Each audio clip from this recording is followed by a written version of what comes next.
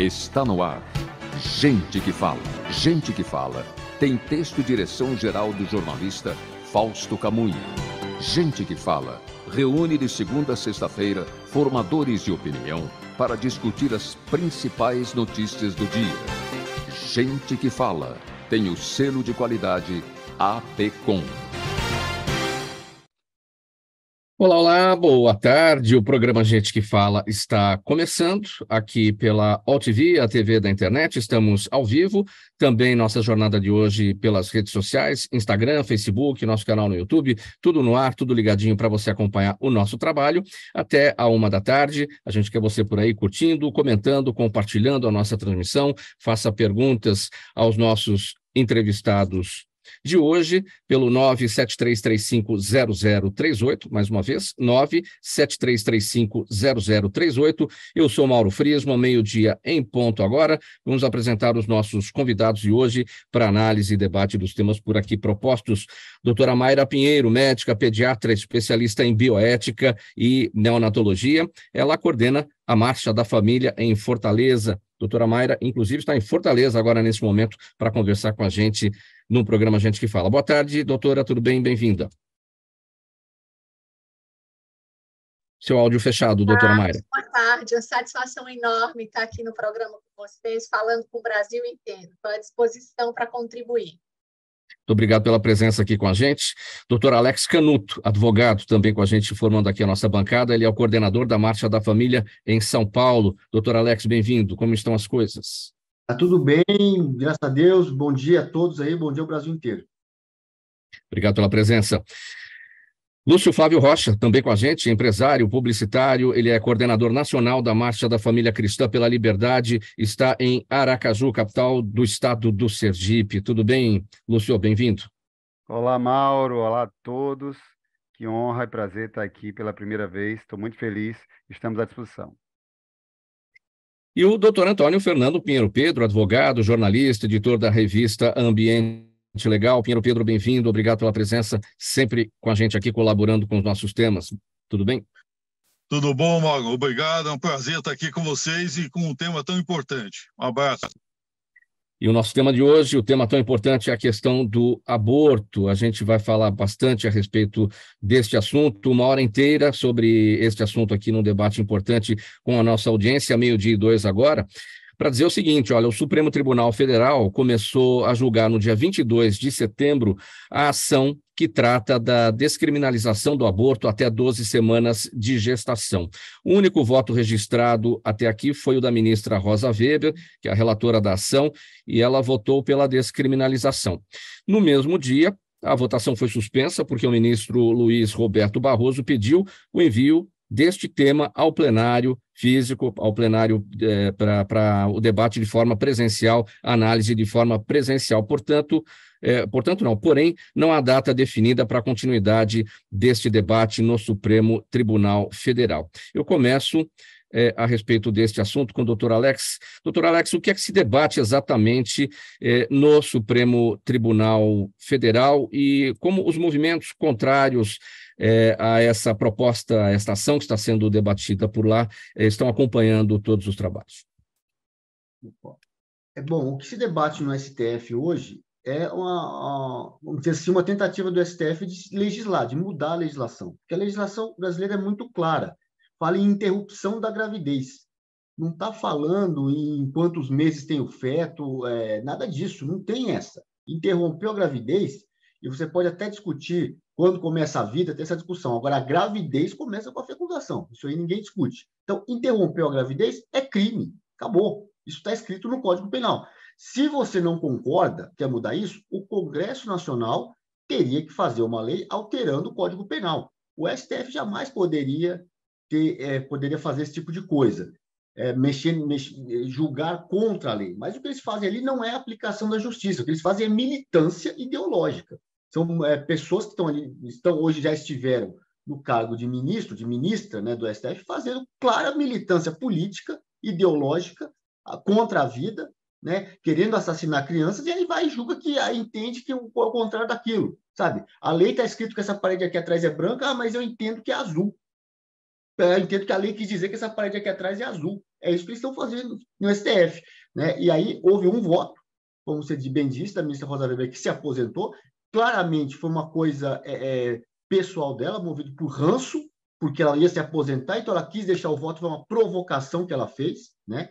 O ministro Barroso percebeu isso aí, tirou de pauta, pediu vista e tirou o processo da pauta, porque viu que isso aí acendeu um rastilho de pólvora, sabe? Acendeu a sociedade brasileira, que é majoritariamente conservadora, esmagadoramente contra o aborto, se revoltou contra isso e quer voltar às coisas agora, dizendo que é contra o aborto. E a sociedade está nem discutindo competência de judiciário, de legislativo, nada disso. A sociedade está indo para a rua, no dia 8, no dia 12, dizer não ao aborto e sim pela vida. Pedro, sua percepção a respeito desses primeiros movimentos do STF e a partir desse voto da ministra Rosa Weber, que já não é mais presidente, acabou de se aposentar, e como é que os movimentos contrários a essa ação que está por lá e que vai seguir aí o debate no Supremo Tribunal Federal, como é que você se posiciona? Bom, primeiro que o que eu costumo dizer, não é o primeiro movimento do STF, é uma continuidade de um movimento anterior. O STF já havia decidido numa outra questão, numa outra causa criminal, a possibilidade de se admitir o aborto até os 3 meses de gestação. E essa decisão foi num processo relatado pelo próprio ministro Barroso em 2019.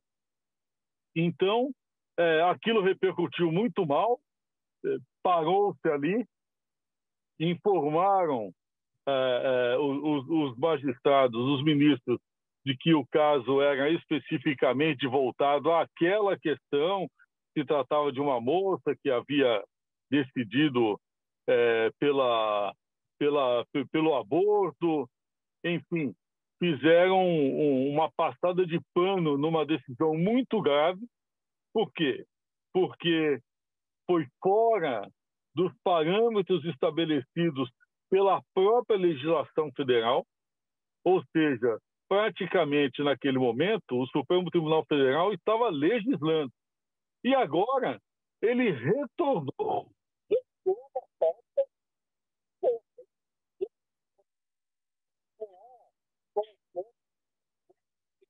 Pedro, a gente está com um problema na sua conexão, seu áudio não está chegando aqui para a gente, talvez seja aí... Vamos seguir? Vamos tentar? Vamos ver o que acontece agora? Tá agora ouvindo sim. Agora? Tá. Pode seguir. Não há qualquer supedâneo constitucional para que o Supremo Tribunal Federal leve adiante essa discussão. É uma discussão absolutamente extemporânea. É uma discussão que precisaria antes passar pelo crivo da soberania popular, que é representada pelo Congresso Nacional, que poderia, inclusive, decidir isso por meio de um plebiscito, antes de tomar qualquer atitude do ponto de vista de um marco legal. Então, o que nós estamos vendo hoje é um ativismo judicial sem precedentes. Pouco importa se esse julgamento vai continuar de maneira pública ou, como eles falam, em caráter virtual, né? Que é uma forma do indivíduo julgar sem ser questionado, né?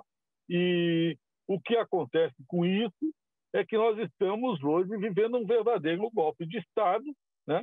De âmbito judiciário, né? A Suprema Magistratura do país tomando ares de tutores da soberania nacional e, o que é pior, né? Decidindo sobre a vida de nascituro, né? Que é protegido pelo Código Civil e pela Constituição. Pedro, o que o Supremo Tribunal Federal deveria fazer em relação a este tema? Porque o que está em debate lá é a análise de uma ação que foi proposta pelo PSOL. Então, o Supremo Tribunal Federal foi provocado a isso. Ele poderia não se debruçar sobre esse tema? Como é que funciona? É claro, ele poderia simplesmente dizer que resolver extinguir um feito por falta de objeto, né, e por competir a questão ao legislativo. Ele poderia até indicar ao legislativo que procedesse à análise do tema, né, e estabelecesse uma medida legal. Agora, da forma como a coisa está indo, inclusive com este voto antecipado da ministra Rosa Weber, um voto absurdo, diga-se do ponto de vista, inclusive, do ponto de vista do procedimento ético. Uma pessoa que estava de saída, né, julgou, virou as costas e foi embora, né, saiu do debate, né? Então, o que nós estamos vendo é um procedimento absolutamente fora do padrão. O Supremo Tribunal Federal, ele tem um sistema previsto pela própria Constituição Federal, que é a possibilidade de você, na ausência de uma iniciativa legislativa, você adotar, né, uma medida, né, para cobrir a falta de uma lei, um vácuo legal. Não é o caso. Por quê? Porque a questão do aborto não depende, não há qualquer vácuo legal. O aborto ele está devidamente autorizado dentro de parâmetros estabelecidos pelo Código Penal brasileiro. Então, nem é o caso de você fazer utilização desse sistema. E ainda que fosse, o próprio Supremo Tribunal Federal, inúmeras vezes, né, entendeu, em outras questões relacionadas a esta ausência de marco legal, que o caso deveria ser antes remetido ao próprio Congresso Federal com a recomendação. Ou seja, não há desculpa, não há justificativa dentro do âmbito da normalidade para o que estamos assistindo hoje no Supremo Tribunal Federal com referência a essa questão. Doutora Mayra Pinheiro, a sua análise, a sua percepção, a percepção de quem trabalha com a bioética, a percepção de quem que tem experiência aí na neonatologia. Como eu destaquei aqui, o debate no Supremo Tribunal Federal é a partir de uma ação proposta pelo PSOL e que pede a descriminalização do aborto até a 12ª semana de gestação. Quais são os critérios para essa proposta? Como é que a gente entende isso, pode observar isso a partir da ótica médica? Na verdade, para a decisão da ministra Rosa Weber, que foi a primeira ministra a votar, ela não utilizou nenhum critério médico, né, nem da embriologia, nem da genética, das ciências médicas. Ela simplesmente, na relatoria do seu voto, ela menciona o direito à liberdade da mulher. E aí, utilizando a fala dos colegas que me antecederam, a gente percebe um voto de militância. Hoje, o que nós vemos dentro do Congresso Nacional são partidos de minorias, como é o caso do PSOL, que não conseguem aprovar suas pautas no Legislativo, eles levam essas pautas para que o Judiciário, que na verdade deveria coibir os excessos dos outros poderes, haja com autoritarismo e excesso, julgando o que não lhes pertence. Um tema pacificado na sociedade brasileira, que é o aborto. Nós somos um país onde mais de 90% dos brasileiros dizem não ao aborto, entendem que a vida começa na concepção, e o STF resolve arbitrar no momento ainda de um país dividido, cheio de conflitos, sobre um tema que não lhes pertence, e um tema moral. O tema de a vida começa na concepção, ele não é interpretativo, ele é um tema moral pacificado pela sociedade. E a ministra sequer consultou autoridades médicas sobre o assunto, ela usou como referência militância ideológica, porque a vida começa quando a gente tem a fusão de um ovo com um espermatozoide. A partir daí, a gente não tem mais uma célula do pai, uma célula da mãe. A gente tem material genético de um novo ser. Interromper essa vida com 1 semana, com 2 semanas, com 12 semanas ou com 20, é assassinar um ser humano em potencial, porque nós somos seres evolutivos. A minha grande preocupação enquanto médica e bioeticista é que no voto da ministra, ela não simplesmente faz a descriminalização do aborto, ela legaliza no voto o aborto no país, ela pede a legalização. É muito mais grave. E a gente abre um precedente, inclusive para a eugenia, que já vem se pregando no Brasil e que já foi aprovada em algumas partes do mundo, que a gente possa assassinar no útero os bebês com síndrome de Down, com outras síndromes genéticas, que a gente possa ampliar hoje esses limites que se coloca para o aborto de 12 semanas, 20 semanas do ponto de vista médico, para a mãe que decidir ter direito ao seu próprio corpo assassinar um bebê com 29 semanas, com 30 semanas, com 32 semanas. E a gente já viu um precedente recente no Brasil, onde o legislativo, o judiciário, decidiu a interrupção de uma gestação de 29 semanas, já não é aborto por nenhum conceito médico, que aborto seria a interrupção de uma gestação de forma natural ou provocada até 20, 22 semanas.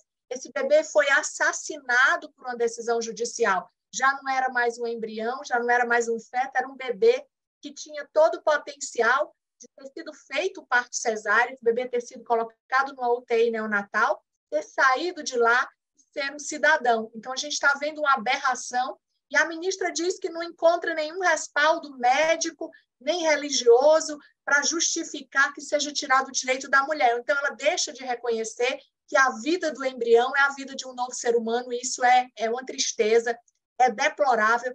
E até as pessoas que defendem o aborto, eu acredito que elas têm que ser honestas e entenderem que essa decisão jamais poderia ser de um Supremo Tribunal Federal. Esse tribunal que quer o respeito da população age afrontando a moralidade da população quando ele decide, pelo voto de 11 juízes, assassinar inocentes no ventre das suas mães. Doutora Mayra, o voto da ministra Rosa Weber foi elaborado a partir de uma série de audiências públicas que ocorreram em 2018, foram 5 anos aí até esse momento, né? As diversas entidades se posicionaram lá no Supremo, naquela audiência pública. O que é que faltou, ou o que ainda falta, e o que é que poderia ser ainda apresentado como argumentos em relação a tudo isso por parte dos movimentos contrários? Nós levamos muitos argumentos. A gente teve nas representações dos que defendem a vida, por exemplo, o doutor Rafael Câmara, que é doutor em ginecologia, obstetrícia, Provida.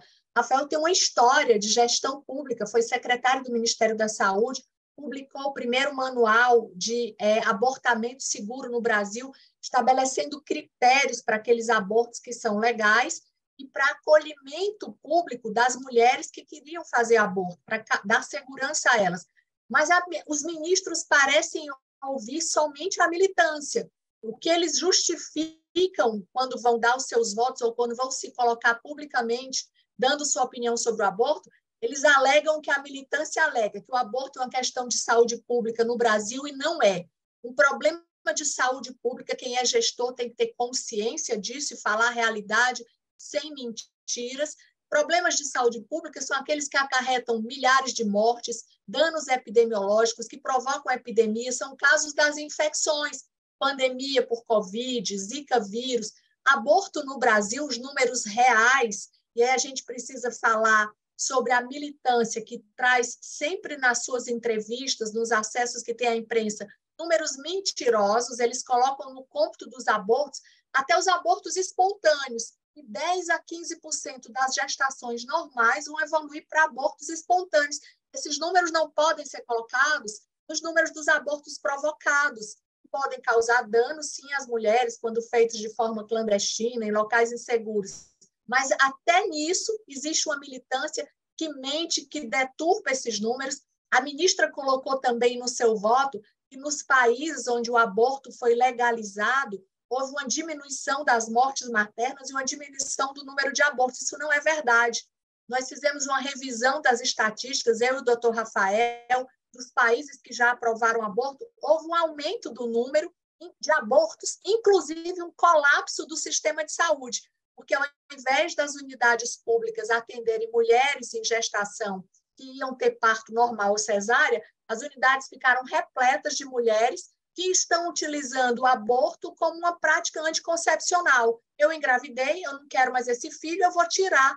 Quando existem milhares de métodos, então a gente lembra aqui que aborto é falta de responsabilidade. A gente não está falando aqui das questões onde já existe a legalização do excludente de ilicitude, do estupro, né, da violência contra a mulher, da anencefalia, do risco iminente de morte da mãe. A gente está falando de mulheres que têm que ter a consciência, bem como seus parceiros, que são corresponsáveis, para que não haja uma gestação por uma falta de planejamento, pela falta de uso de métodos anticonceptivos que estão à disposição. O aborto não pode ser solução para questões pessoais da mulher e nem para questões de militância política e ideológica. Doutora Mayra, já que a senhora falou a respeito de números, quais são os verdadeiros números no Brasil, então, relacionados com o aborto, tirando, evidentemente, aqueles que são os abortos espontâneos? Nós fizemos um estudo que está publicado no Manual do Ministério da Saúde. Em 7 anos, a gente teve pouco mais de 500 abortos legais, abortos que foram computados nas estatísticas oficiais. Para você ter uma ideia, no discurso das militantes feministas, a gente tem aí 1.500.000. De onde são tirados esses números, nós não sabemos, porque eles também não provam. São números que estão colocados de forma midiática para sensibilizar as pessoas de que milhares de mulheres morrem no Brasil por causa de abortos clandestinos. As causas de morte de mulheres no Brasil hoje, entre as principais, estão as doenças como a eclâmpsia, que causa a morte de gestantes, a pré-eclâmpsia, as hemorragias, a hipertensão. Não é o aborto. Entre as 5 primeiras causas de morte de mulheres gestantes no Brasil, não estão o aborto. Os números oficiais são completamente discrepantes dos números que são oferecidos pelas ONGs militantes. Lúcio Flávio, sua percepção a respeito desse tema, sobre, inicialmente, os movimentos que a gente está avaliando aqui no Supremo Tribunal Federal, em torno dessa proposta do PSOL, essa ação proposta, que trata ou que pede a descriminalização do aborto até a 12ª semana de gestação. Bom, primeiro é importante a gente fazer apenas um registro em nossa fala. Não existe aborto legal no Brasil, nem aborto seguro no Brasil e nem aborto gratuito, como um panfleto do PSOL tem sido distribuído nesse tempo desse debate. Gratuito não, alguém está pagando por isso, normalmente a saúde pública que já está colapsada em todos os cantos do nosso país, sem conseguir dar vencimento às demandas naturais que já existem e que não são eletivas, demandas inclusive que não são eletivas, e aí a doutora Mayra é especialista, e como a esquerda costuma dizer, tem um lugar de fala desse assunto. Então, não existe aborto gratuito, isso é uma falácia, uma mentira. Notadamente, esses movimentos costumam fazer uma narrativa muito bem feita, assim como o próprio nome aborto, é uma narrativa para disfarçar o crime, que é o assassinato de crianças incapazes e vulneráveis no ventre da própria mãe, que é a pessoa que esse bebezinho mais confia. Então, o aborto é um crime covarde, perverso, cruel, desumano, mas ele é disfarçado numa palavrinha bonitinha chamada aborto ou direito reprodutivo das mulheres. Então, é uma falácia essa reiterada discussão amparada em expressões que são politicamente corretas. O aborto não é legal no Brasil em nenhuma... Isso eu estou parafraseando o procurador do estado aqui de Sergipe, que transformou o primeiro estado pró-vida do Brasil, é o estado de Sergipe, e que foi declarado como amicus curiae, foi convidado como amicus curiae para poder enfrentar essa demanda do PSOL junto ao STF, doutor José Paulo Leão, e ele deixa muito claro nas palestras que ele ministra, que a gente tem feito muita audiência pública, explodiu no Brasil a audiência pública em relação ao aborto, e ele fala, olha, é um engano a gente ficar repetindo a narrativa de que existe aborto legal. Todo aborto é crime, mesmo naqueles em que a mulher não é punida, ou seja, ela é tida como inimputável, por conta do que a gente já entende. Uma mulher que é estuprada, é razoável que ela não seja condenada, mas não deixou de ser um crime o aborto que ela fez. É um crime, é um assassinato, ainda na mulher que foi estuprada. Então, não é uma falácia, é uma retórica, é uma figura de linguagem para disfarçar. Aborto em qualquer natureza é crime. Matar uma criança fruto de estupro não é diferente de matar uma criança que é aí talvez resultado de uma relação mal sucedida. É a mesma coisa, são assassinatos de crianças no ventre. É igual, mas a gente se depara reiteradamente com esses movimentos lastreando esses discursos com mentiras, discursos politicamente corretos e polidos, quando você fala direitos reprodutivos da mulher. Ok, a mulher tem o direito de reproduzir, mas tem que arcar com as consequências e a responsabilidade dessa escolha. Ela tem o direito de ir para a cama ou não, ela tem direito de escolher o parceiro ou não, ela tem direito de ter relação ou não, de se preservar ou não, de usar o preservativo, enfim. Agora, ela tem que ter a consciência de que a escolha que ela fizer, ela vai precisar arcar. O que a gente plantar, a gente vai colher. Então, a gente está levantando a Marcha da Família Cristã pela Liberdade, que é um movimento confessional, cristão, desde o nome, para que se deixe muito claro como a gente pensa e o que a gente declara. A Marcha da Família é um movimento cristão, uma união entre católicos e evangélicos, assim como aconteceu numa data que muita gente tem medo de falar, muita gente tem pânico de citar, que foi 1964. E a gente precisa tirar essa polêmica com o ano de 1964. A Marcha da Família com Deus pela Liberdade aconteceu em 1964 e ela sofre muita sabotagem de muitos professores de história que não contam exatamente o que foi e o que representou essa marcha. Muitas crianças não sabem o que é isso, muitos adultos, muitos de nós ouvimos falar muito pouco na escola acerca da Marcha da Família com Deus pela Liberdade, que foi o seguinte: o presidente João Goulart, na Central do Brasil, declarou em alto e bom som em São Paulo que estava tendo uma inclinação ao comunismo, a países com simpatia ou aplicação do comunismo, como à época existia a União Soviética e Cuba, e declarou isso na Central do Brasil, dizendo que ia fazer reformas constitucionais, veja o perigo, intervia em propriedade privada, intervia aí nas hierarquias militares, e naquela época de 64, um povo, Mauro, sem WhatsApp, sem telefone celular, sem rede social, sem Instagram, tomou as ruas. Naquela época, católicos e evangélicos deram as mãos, unidos em uma só voz, e batizaram a marcha como a Marcha da Família com Deus pela Liberdade, dizendo: aqui em nosso país não seremos um país ateu, não seremos um país sem Deus, não seremos um país sem liberdade, nós não queremos o comunismo e o socialismo aqui. E naquela época que um presidente declarou isso e um povo pediu a Deus o contrário, Deus ouviu o pedido desse povo. Deus inclinou os ouvidos ao Brasil, assim como a Bíblia disse: o meu povo, que se chama pelo meu nome. Naquela época, Deus ouviu, e o intento do presidente João Goulart não aconteceu. Então, mais uma vez, a Marcha da Família vai tomar as ruas todas as vezes, Mauro, que os nossos valores mais caros forem ameaçados. A Marcha da Família, que é um ato apartidário, suprapartidário, que não é palanque político, é um ato cristão, que defende valores, pauta moral. Todas as vezes que os nossos valores mais caros estiverem ameaçados, nós tomaremos as ruas desse país para dar um recado e clamar a Deus, os cristãos católicos e evangélicos unidos. Fizemos isso em 2021, quando decretos autoritários queriam fechar até igrejas. O STF cometeu a audácia de querer decidir se uma igreja deve estar aberta ou fechada. Fomos em 2021, naquela época dos decretos, fomos falar sobre combate ao plantio de maconha e agora estamos de novo contra o aborto. Lúcio Flávio, já já a gente vai falar melhor sobre as diversas marchas contra o aborto e pela família que vão acontecer no dia 8 e a partir do dia 8 também, ao longo da próxima semana. Antes disso, só mais um ponto que eu queria abordar com você. Você falou a respeito do estupro e que, mesmo neste caso, uma gravidez e um aborto, né, por conta de um estupro, isso também é crime. De que forma esse debate que a gente está tratando, que a gente está enfrentando, interfere nos direitos das mulheres que estão respaldadas pela lei? Porque no Brasil a lei protege as mulheres, neste caso de estupro, aquelas que são estupradas, a lei protege. Como é que você avalia isso?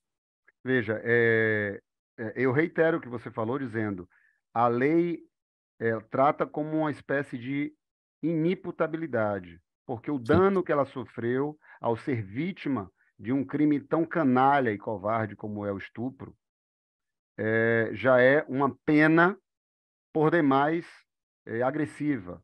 É uma mulher violada.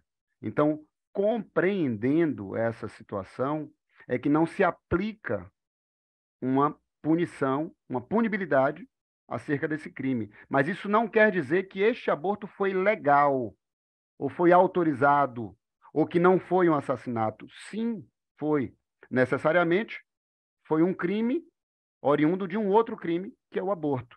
Foi uma consequência por uma opção, fruto de um momento de instabilidade emocional, de um momento, né, que só aquela mulher que foi vítima daquilo vai poder falar sobre isso. Então, eu não quero dizer que ela não é amparada pela lei. Não é isso. O que eu quero dizer é, não todos os abortos são assassinatos nesse país. Isso é lei, isso não é uma opinião, isso não é uma ideologia, isso não é uma escolha do Lúcio ou da Marcha.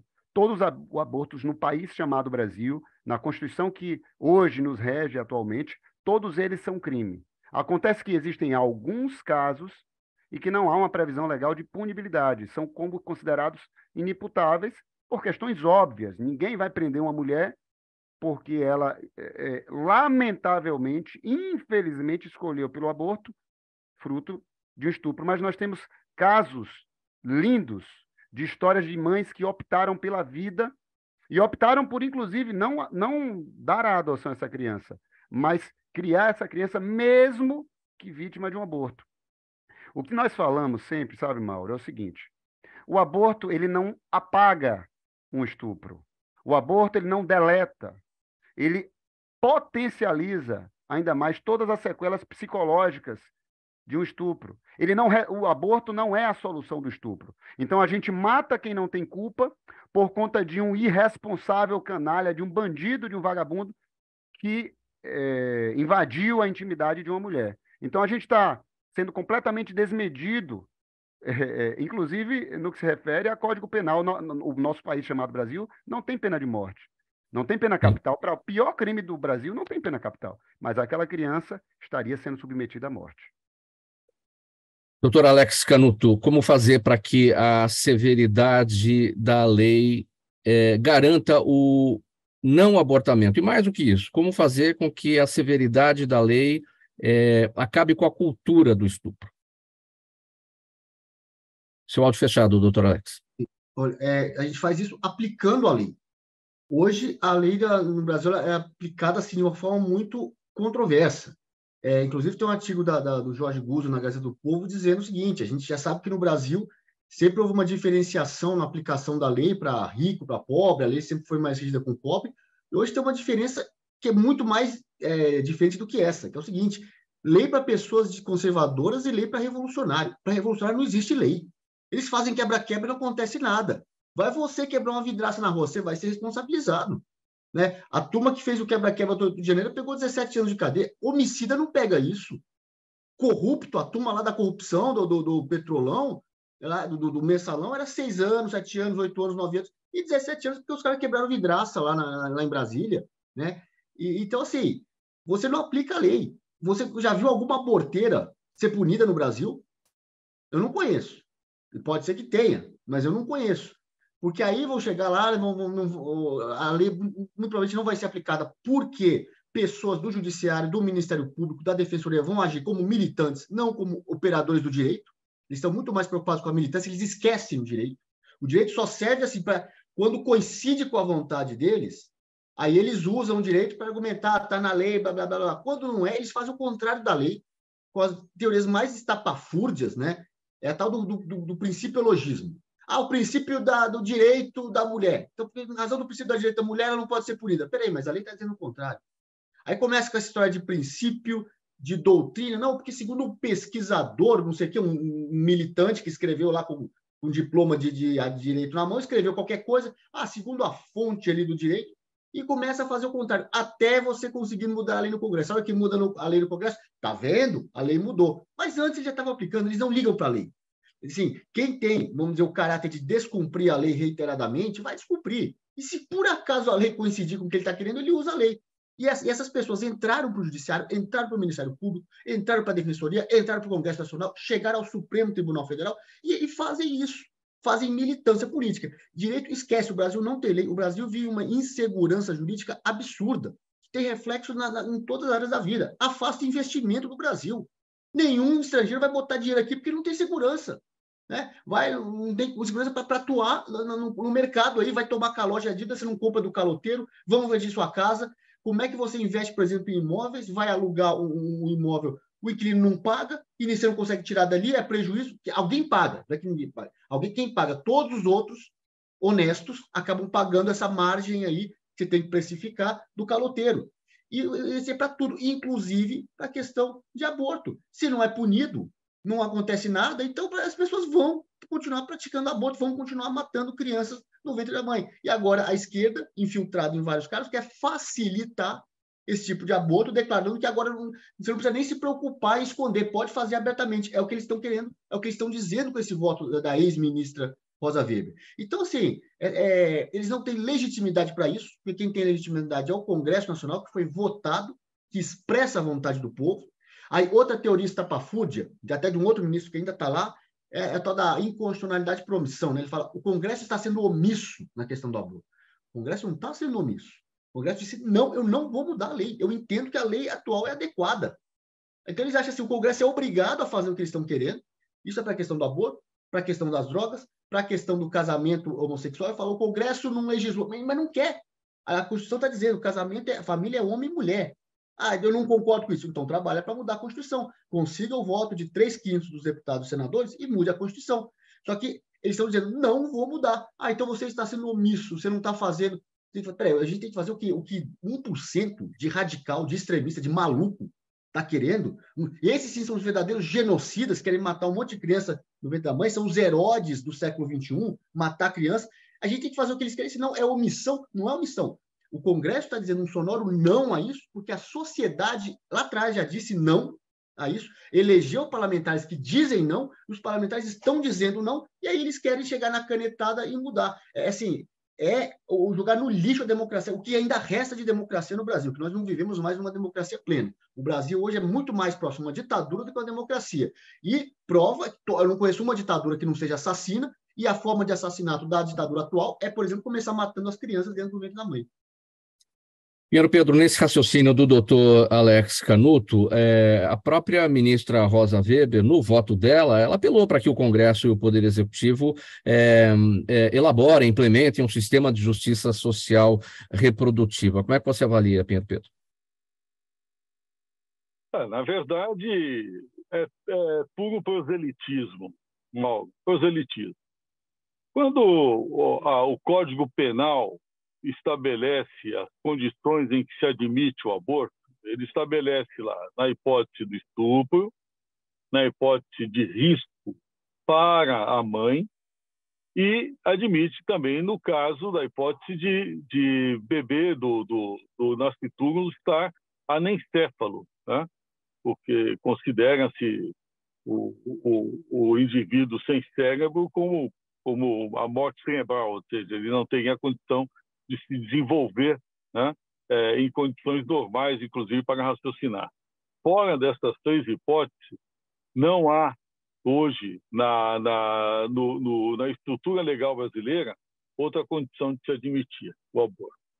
Então, quando a gente fala em política reprodutiva, né, nós estamos falando de um outro assunto que não tem absolutamente nada a ver com o direito ao aborto, né? Nós estamos falando aí em uma política do país voltada para o controle da natalidade, né? E o que se faria por meio contraceptivo, né? Ou seja, para ele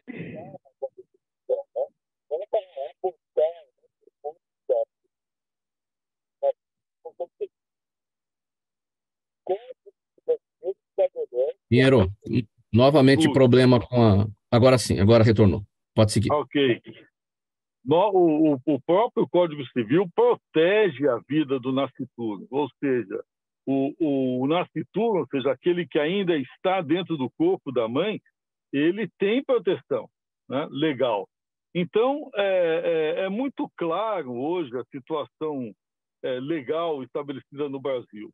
O que nós temos hoje é uma luta, como muito foi bem dito aí pelo nosso colega, uma luta do ponto de vista do puro proselitismo ideológico, né, voltado à confusão do direito da mulher ao uso do seu corpo ao direito de se livrar de outra vida dentro do seu corpo, né?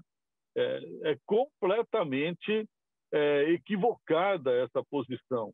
E é uma posição que passa por cima das nossas bases civilizatórias judaico-cristãs ocidental.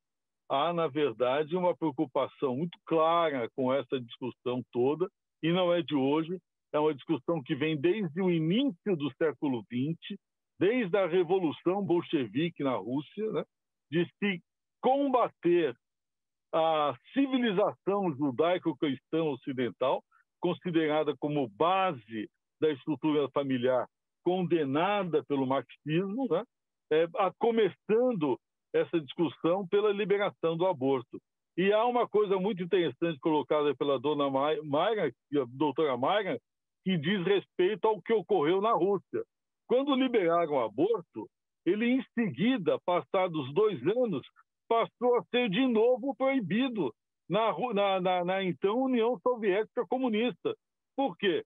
Porque houve exatamente o congestionamento e a sobrecarga nos sistemas de saúde soviéticos, né? Então, o que nós vemos ali é uma luta da disfarçatez com que você destrói os nossos freios morais a partir de um discurso libertário que, na verdade, é liberticida, né, Mauro? Nós precisamos parar com isso.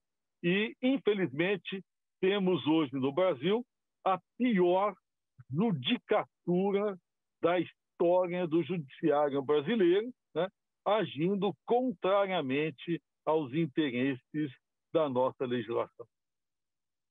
Faltando 19 minutos para 13h, a gente vai dar uma paradinha breve aqui para um intervalo, muito rapidinho, mensagem do nosso apoiador aqui na sequência, a gente já volta com os próximos assuntos por aqui. Até já. Toda ação estratégica de sucesso tem um componente fundamental: um instituto de pesquisas ético, rápido e preciso. Afinal, é ele que vai fornecer informação confiável, sem achismos ou palpites. E isso, numa época de mudanças rápidas e repentinas, é fator crítico de sucesso. A Orbis é um instituto de pesquisas que une precisão e confiabilidade estatística com a mais alta tecnologia em pesquisas do mercado. Tem inteligência artificial, robótica e Big Data, entre outros recursos, para que você tenha uma informação correta, confiável, com o menor custo e no menor tempo possível. Na sua próxima ação, seja ela corporativa ou política, comece pela Orbis, porque com a informação correta, você vai mais longe, mais rápido e com mais segurança. Estamos de volta com o programa Gente que Fala, no ar pela AltV, a TV da internet e também pelas redes sociais, nosso perfil no Instagram, no Facebook, nosso canal no YouTube, transmitindo aqui os nossos trabalhos de hoje. A gente está falando sobre a questão do aborto e, olha, no próximo domingo, dia 8 de outubro, inúmeras cidades brasileiras vão promover a Marcha pela Vida contra o Aborto. Vários municípios, inclusive, marcaram o ato para outras datas da mesma semana, nos próximos dias, com manifestações previstas nos dias 9, 10, 11 e 12 de outubro. A Marcha pela Vida contra o Aborto acontece já há alguns anos no Brasil, mas desta vez terá a urgência de mostrar a visão dos brasileiros sobre esse tema. A doutora Mayra Pinheiro é a coordenadora da Marcha da Família lá em Fortaleza, e essa questão de ser no dia 8, né, doutora Mayra, que é o dia do nascituro, né? A gente já falou aqui a respeito, o nascituro é aquele que está por nascer, né? Exatamente no dia 8 de outubro. Como é que vai ser o movimento aí em Fortaleza? 12 de outubro. A gente vai ter movimentos no Brasil inteiro no dia 8 também, mas a marcha ela se realiza no dia 12 de outubro, em todo o Brasil. Nós temos uma agenda com muitas manifestações no dia do nascituro, mas a data oficial da marcha é 12 de outubro. Em Fortaleza, a gente está programando uma concentração na Praça Portugal, e depois nós vamos descer até a avenida mais movimentada da capital, que é a Avenida Beira-Mar. A gente espera aí cerca de 2.000 pessoas, crianças, famílias. A gente está pedindo para as famílias levarem, inclusive, aqueles que hoje são parte da família, que são os pets, porque, de fato, é uma marcha da família. Eu queria só, Mauro, fazer um comentário aqui, depois de tudo que foi dito. Quando a ministra diz que o ato dela protege as mulheres, as mulheres estão sendo colocadas por essa atitude a muito mais vulnerabilidade e desrespeito. O que a gente está dizendo para os homens, que as feministas estão dizendo para os homens, é que eles podem utilizar o corpo dela e que, se fizer um filho, ele não tem nenhuma responsabilidade nem sobre a vida dela, nem sobre aquela criança. Nós vamos nos tornar produtos descartáveis, onde os homens que procuram sexo fácil, sem compromisso, que não querem constituir família, vão encontrar o terreno perfeito, porque ele pode ter sexo e a mulher depois não tem nenhum compromisso. Aí eu lembro aqui que os abortos, quando são praticados, o homem é corresponsável, ele também comete um crime. O parceiro que apoia o aborto, que leva sua companheira para fazer o aborto, ele também é criminoso. Então, nós estamos sendo colocadas, e as feministas, se não percebem isso, escondem isso da sociedade, numa situação de muito mais vulnerabilidade, onde nós vamos nos tornar objetos sexuais fáceis. Eu posso fazer sexo livre, fácil, me faltou a responsabilidade, depois eu jogo meu bebê no lixo. E é por isso que nós vamos nas ruas. A solução para a gente não ter aborto é planejamento familiar, é saúde pública funcionando com atendimento às adolescentes nos postos de saúde, é acesso dentro do Sistema Único de Saúde, é educação nas escolas, não para ideologia de gênero, mas para orientação de que a adolescência não é primeiro período para a gente fazer sexo, porque sexo envolve responsabilidade, maturidade física e emocional. Depois a gente precisa ensinar essas meninas e meninos precocemente sobre os cuidados com o corpo. O aborto nunca pode ser a solução. Nosso maior problema de saúde pública é um SUS que não consegue atender às suas necessidades mínimas, as necessidades mínimas dos usuários, e resolve ajeitar as coisas de qualquer jeito, dando soluções como a morte. Isso não está nos planos de Deus, nem nos planos das pessoas conscientes, seres humanos que querem, inclusive, continuar preservando a sua própria espécie. Lúcio, para te liberar aí, você tem uma sequência de compromissos em razão da Marcha da Família Cristã pela Liberdade, que vai acontecer aí em Aracaju, e também tem outros trabalhos a serem desenvolvidos no município aí do interior do Sergipe, Lagarto. A sua mensagem final e como é que isso vai se desenrolar por aí? Bom, eu quero primeiro agradecer por esse bate-papo tão bacana, tão leve. No dia 12 de outubro é o Dia das Crianças. Não existem crianças se elas são assassinadas desde a primeira estação, desde a primeira fase delas. Que país vai ter criança se ele trata isso como uma opção, deixá-las viver ou permitir que elas sejam assassinadas? Então, o dia 12 foi escolhido porque é o Dia das Crianças, e são elas que vão dar o recado ao lado de suas famílias, dizendo que o nosso país ama as crianças e as protegerá. Não mexam com as nossas crianças, porque vocês vão ver o país tomar as ruas e dar um recado, e um recado vindo de quem tem todo o poder. Então, a Constituição brasileira fala que todo o poder emana do povo.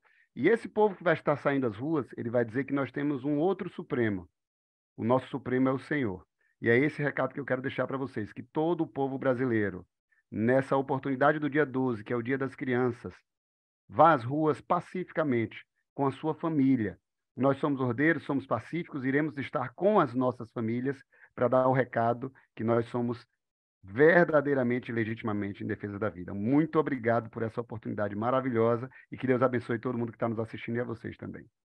Muito obrigado pela participação. Até para justificar aqui, a gente está liberando antes da hora aqui o Lúcio Flávio Rocha, empresário, publicitário. Ele é o coordenador nacional da Marcha da Família Cristã pela Liberdade, porque ele tem um trabalho a ser realizado justamente em torno disso no município de Lagarto, interior do Sergipe. Ele vai se movimentar agora de Aracaju para Lagarto para preparação dos movimentos que vão acontecer por lá. Muito obrigado pela presença, a gente se vê numa próxima oportunidade. Eu vou dar sequência por aqui. Doutora Mayra, ainda com a senhora a respeito do seguinte, o trabalho de educação, né, que a gente precisa desenvolver também em relação aos adolescentes, aos jovens, educação em sexualidade, acesso a todos os métodos eficazes de contracepção, isso tudo passa pela escola, de que forma, doutora?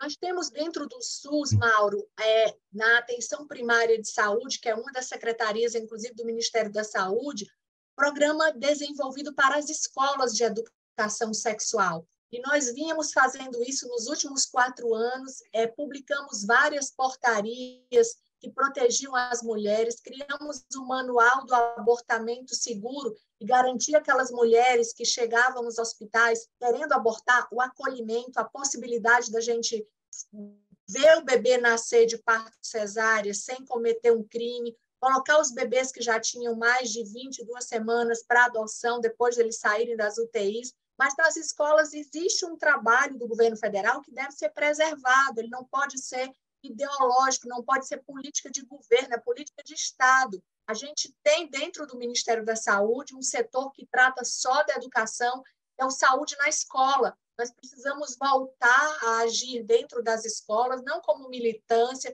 como eu já disse, não ensinando ideologia de gênero, mas ensinando prevenção e promoção da saúde, não só para a saúde reprodutiva, mas para as mais diversas áreas, saúde bucal, prevenção de outras doenças, vacinação. É muito importante. A adolescência é um período de transição, onde a gente vai ter meninos e meninas, se não bem educados, completamente despreparados, inclusive para enfrentar essas questões ideológicas que são postas para ele. Ontem a gente recebeu aqui em Fortaleza um áudio de um estudante de uma escola pública, onde o professor estava doutrinando a classe inteira para que eles escolhessem um aborto, que era um direito da mulher, e que o bebê era um amontoado de células que não tinha sentimento, não tinha dor. E a gente recebeu essa gravação, eu fiquei atônita, porque essa é a qualidade de formação que a gente está tendo. Não existe a contrapartida municipal, estadual, dentro das escolas, orientando de forma correta, de forma científica até. A gente tem argumentos hoje, Mauro, mais do que suficientes para provar que a vida começa na concepção. O marco de escolher 12 semanas é uma aberração. Entre a 5ª e a 7ª semana de vida, os bebês já têm terminações nervosas periféricas, ou seja, eles já sentem dor. Então, a justificativa de que nós vamos fazer o aborto com 12 semanas, porque os bebês não sentem dor ainda, sentem. A embriologia diz que a vida começa na concepção, o material genético já está todo determinado, os estudos de fisiologia, de neuroanatomia, mostram que ele sente dor com 5 a 7 semanas, que a gente já tem toda uma programação. Existem pessoas que dizem que o aborto deve ser feito porque o feto é totalmente dependente da mãe, ele é autônomo, e a gente tem um estudo publicado já, feito com fetos provenientes de inseminação artificial, que foram colocados até 14 dias de vida no incubadora, onde foram dadas todas as condições de nutrição semelhantes àquelas do útero, e esses fetos evoluíram. Então, nem isso se pode dizer. O corpo da mãe se prepara, porque o bebê não é um parasita, para receber um novo ser. Então, existe toda uma justificativa já médica para a gente refutar o aborto, inclusive uma que nunca é dita pelas feministas.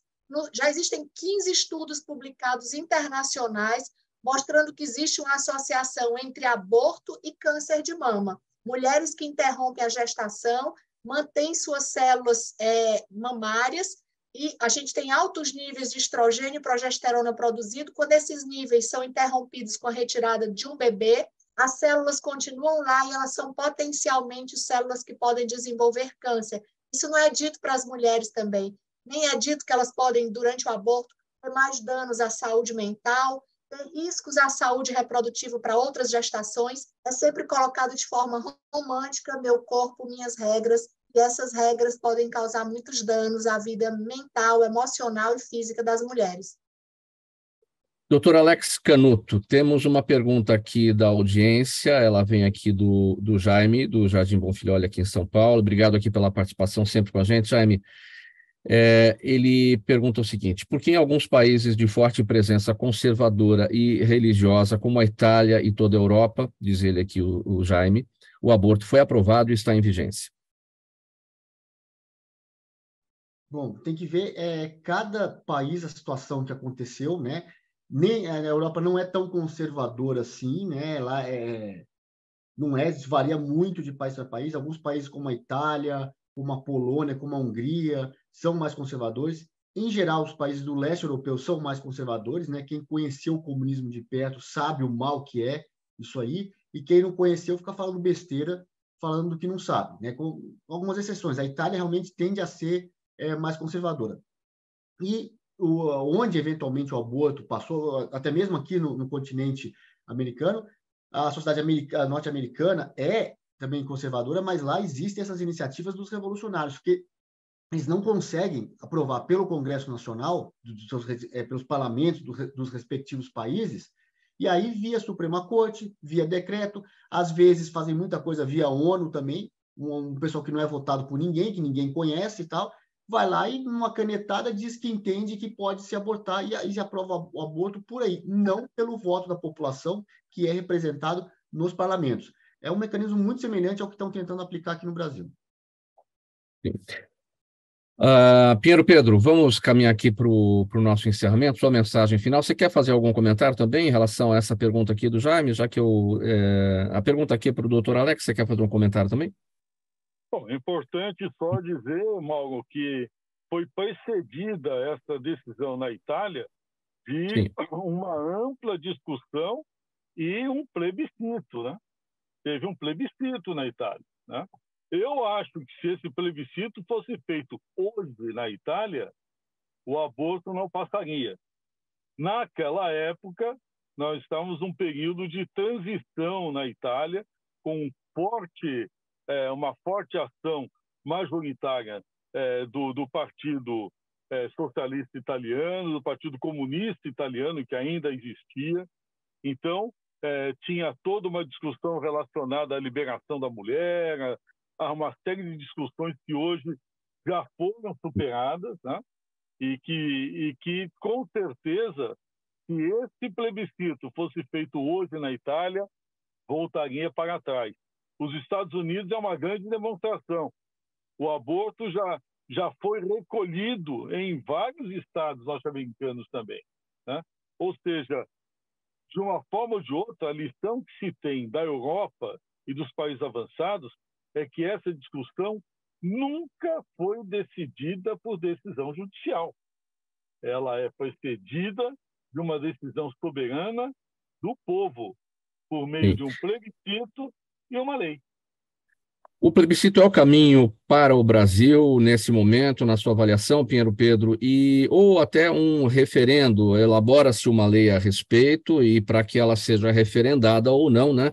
Aí partiria para essa consulta popular. Não, tem que ser por plebiscito. O referendo, ele só se justifica diante de alguma urgência. Olha, precisamos legislar rapidamente sobre determinada questão e aí ouvimos a população em seguida. Nesse caso, não. Nesse caso, é plebiscito, né? Mesmo assim, o plebiscito por si só não decide. O assunto vai para o legislativo.